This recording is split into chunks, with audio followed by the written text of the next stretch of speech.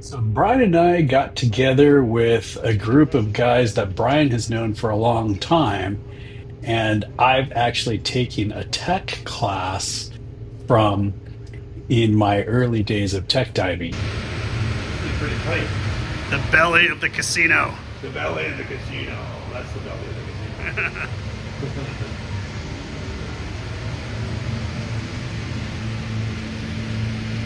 It's pretty fucking impressive. So we chartered a boat through Catalina Diver Supply and we headed out to Farnsworth. We actually dove four different locations, but I personally only did three dives. First stop was Farnsworth. Second stop was the Infidel.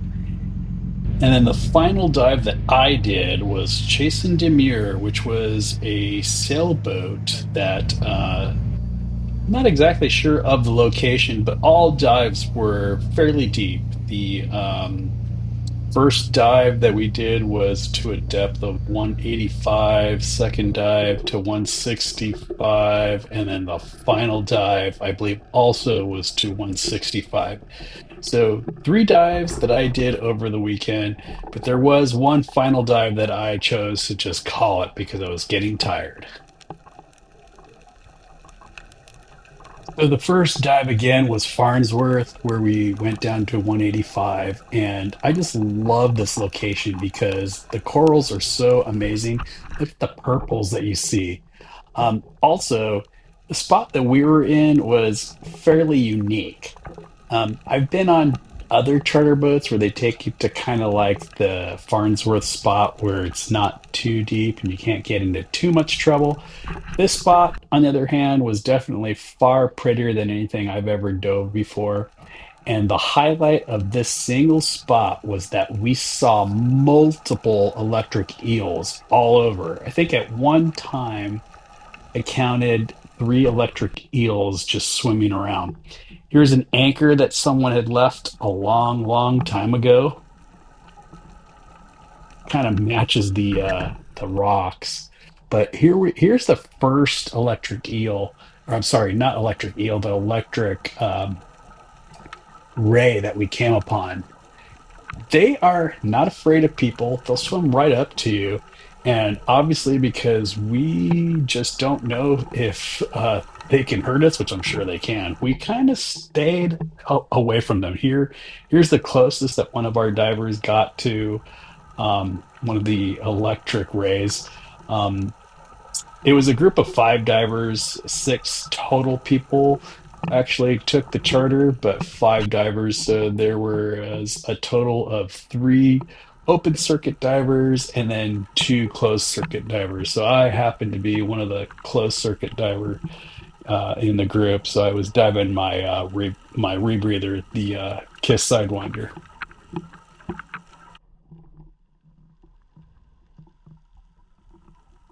Here is another one of the electric eels that we came upon at Farnsworth, and it was just kind of chill.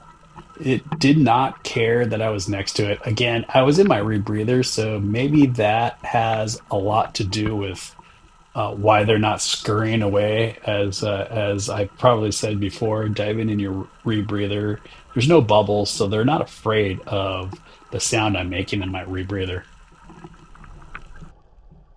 So in this footage, it's hard to see, but here's DJ, who was my Tech 45 instructor, filming an electric eel that just kind of came by it. There it is to the left.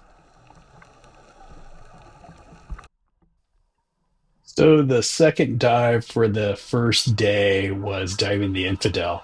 Um, it was pretty much a night dive. We got a really late start on Saturday. We had a couple people who were coming out of Long Beach meeting us later in the morning, and so we got a late start. First dive did we probably started our first dive at 1 o'clock ish. Our second dive was probably closer to like 4:30, and so it was definitely a dusk starting dive where we ended the dive late at night. So the Infidel, from my understanding, is a squid boat, and the story goes the boat was fairly full and loaded with squid, and so the captain decided to make one last run to top her off, and she ended up capsizing. So the Infidel is not too far away from Avalon itself. Actually, I believe it's just south of Avalon, but she sits at around 165 feet. And so it's definitely a technical dive.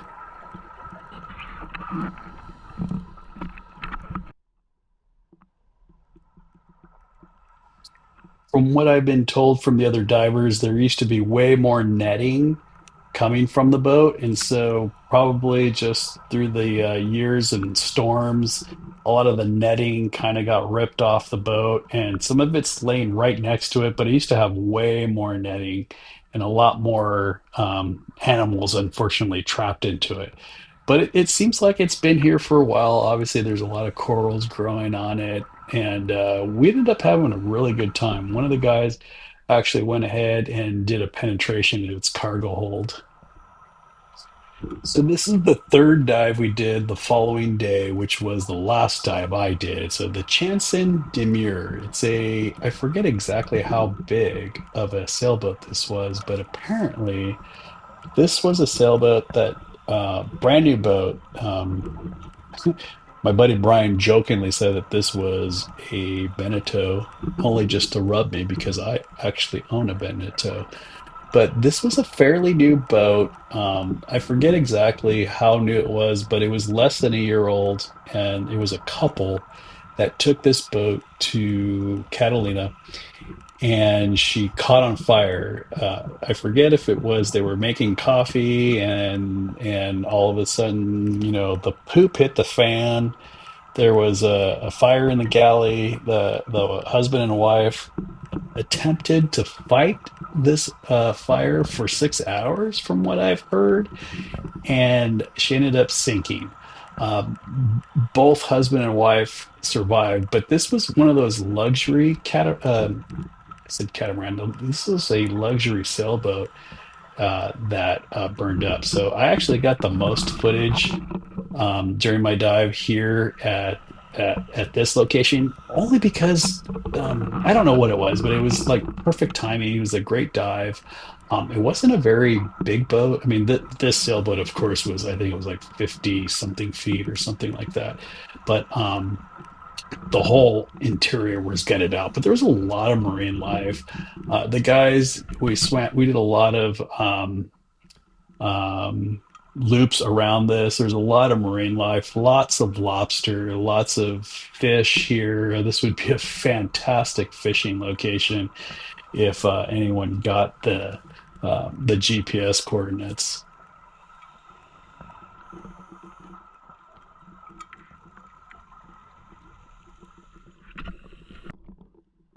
So this boat actually sunk in the 80s. So it's been here quite a ways. I personally couldn't tell if this was a fiberglass boat or whatnot. There's a lot of growth on here. Like I said, it's not a big boat, and it's definitely deep. It's like 165-ish feet. And we only did like 20 minutes bottom time here, and then we spent the rest of our dive decompressing. So it was definitely not a dive that we spent a lot of time on.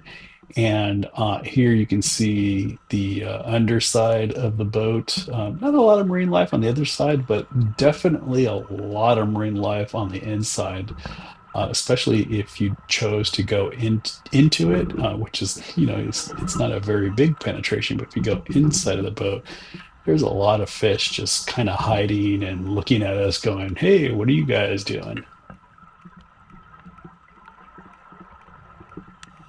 So I believe this beam that you see here was once the main mast of the ship. So it's just kind of laying on its side right next to the main hull. Beautiful, beautiful wreck, and definitely enjoyed this dive. I couldn't imagine, 6 hours of battling a fire inside your own boat, a boat that you just bought.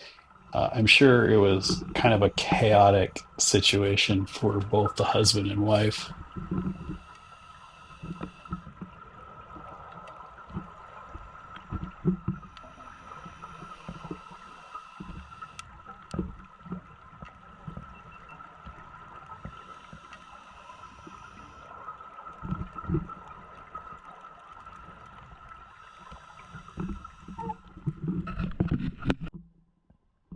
So, those of you who are interested, Catalina just happens to be an island just off of the La Jolla or the Los Angeles coast. I almost said La Jolla. We were there on Saturday. It began to rain. The air quality wasn't the greatest because we just had a bunch of fires in the LA area. A lot of the fires actually just started to begin in San Diego as well. So it was really bad air quality on Friday, but because the rain came down on Saturday, the air quality really cleared up. It did rain all day Saturday, and so at the top side you were getting wet, but down below, obviously, you're going to get wet anyways.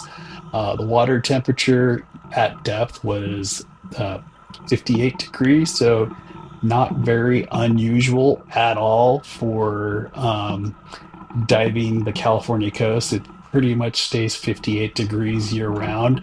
Visibility was fantastic. I've had bad days at Catalina, but all three dives that I did, visibility was probably a good 35, 40 feet. Here I had mentioned all the fish coming out. My buddy DJ went in because he saw a lobster. There was a couple of really good sized lobsters in this boat. So he was like, man, he could have easily have taken it. We could have all had an amazing lobster dinner that night, but he chose not to. He held himself back, let the lobster live, but he like made a mental note. Next time he's coming back for them.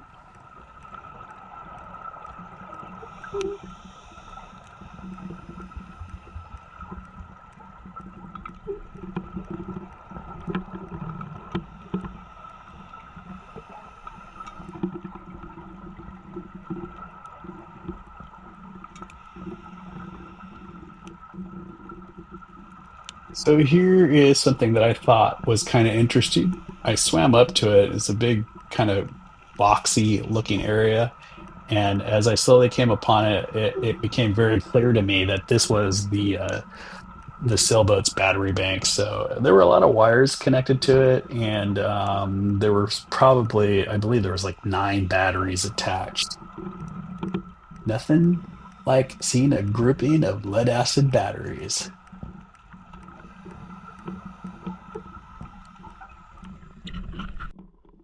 So here we are getting close to the end of our dive, and we were visited by a couple of seals.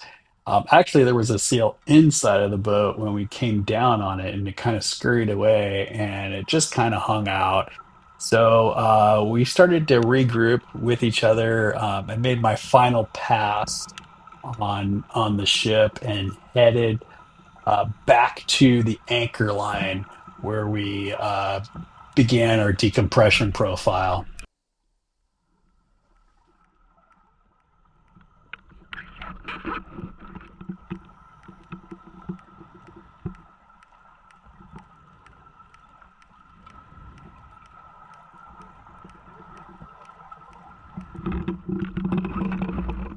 So this was a really fun trip. I'm glad I did it in my rebreather. I definitely like to dive deep, especially in my rebreather. I was using Trimix 1845 as my blend, and as we decompressed, we were visited by multiple jellyfish. This one kind of stuck to my camera as we were doing a decompression profile.